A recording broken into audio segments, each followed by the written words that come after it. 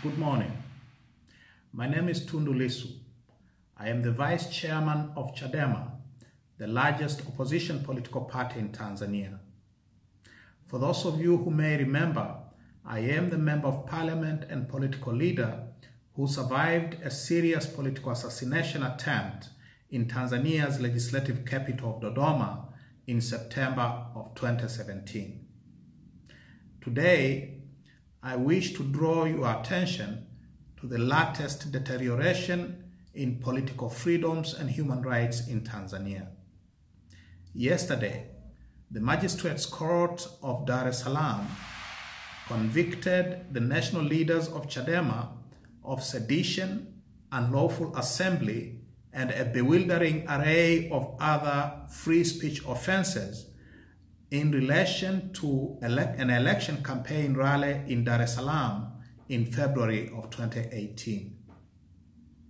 The national chairman and leader of the official opposition in parliament, Honorable Freeman Aikaeli Mbowe, the Secretary General of the party and deputy leader of the official opposition, Honorable John Mnyika, Chief Whip of the official opposition in parliament, Honorable Esther Bulaya, Chadema Women's Wing Chairperson and Member of Parliament, Honorable Halima James Mdee, Deputy Secretary General Salum Mwalimu, and Central Committee members and parliamentarians, Honorable Peter Msigwa, John Heche, Esther Matiko, and a former Secretary General Dr. Vincent Mashinji, were all sentenced to a fine totaling Tanzanian shillings 350 million, or roughly United States dollars 150,000, or imprisonment for a term of 5 months.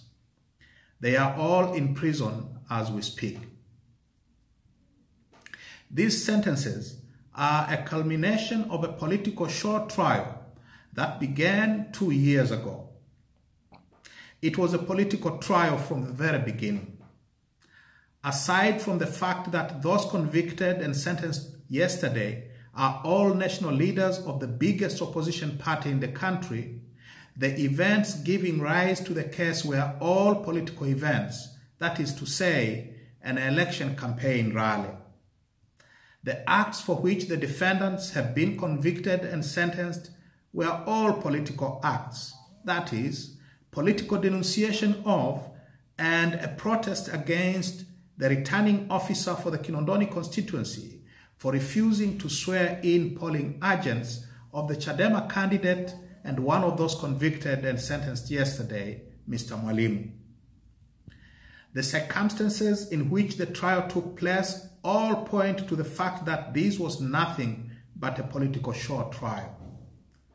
Since coming to power in November of 2015, President John Pombe Maguful has publicly vowed on national television that he wished to have no opposition political parties by the year 2020. Indeed, he has made public statements on camera threatening Chadema leaders with imprisonment should they continue to criticize him and the lawlessness of his regime. His intelligence and security apparatus have all been linked with the murder, abductions, and disappearances of the critics of his regime, ranging from political activists and leaders, journalists, businessmen, and bloggers. His prisons are overflowing with hundreds, if not more, of people falsely charged with serious economic crimes who are now being given the choice of paying exorbitant sums of money for their freedom or to rot indefinitely in remand prisons because the offenses they are charged with are all unbailable. So, these are the first high-level political prisoners of the Magufuli regime. The heavy sentences passed against them a few months before the general election in October that will pit them against President Magufuli and his party are political punishment. Their punishment is, however, not a crown of thorns.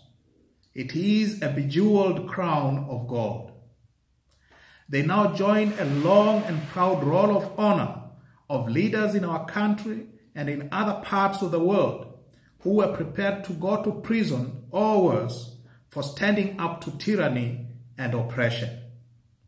They are now in the same company as our founding father, Mwalimu Julius Kambarage Nyerere, who in 1958 was convicted by the same magistrates court of Dar es Salaam for the same offense of sedition for his opposition to colonial despotism. They also joined the exalted ranks of such giants as Mzee Jomo Kenyatta, Nelson Mandela, Dr. Martin Luther King Jr., and many others who walked into glory through the prison gates of their oppressors. President Maguful has recently promised that the forthcoming general elections in October will be free, fair, and credible. Only last week, his foreign minister, Professor Palamagamba Kabudi, promised the same thing in a meeting of the United Nations Human Rights Council in Geneva, as well as in his meeting with the U.S. Undersecretary of State for Africa, Tibor Nagy. Yesterday's sentences against the Chadema national leaders have put paid to any illusions that the Magufuli regime is able, willing, or even prepared to hold free, fair, and credible elections in October.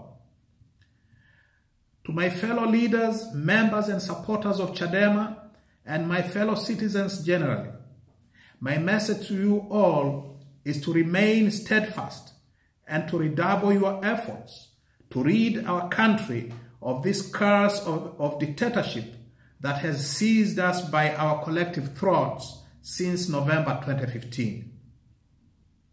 11 years before he was sent to life imprisonment for opposing the apartheid regime, Nelson Mandela said the following on 21st September 1953, and I wish to quote, "You can see that there is no easy walk to freedom anywhere, and many of us will have to pass through the valley of the shadow of death again and again before we reach the mountaintops of our desires.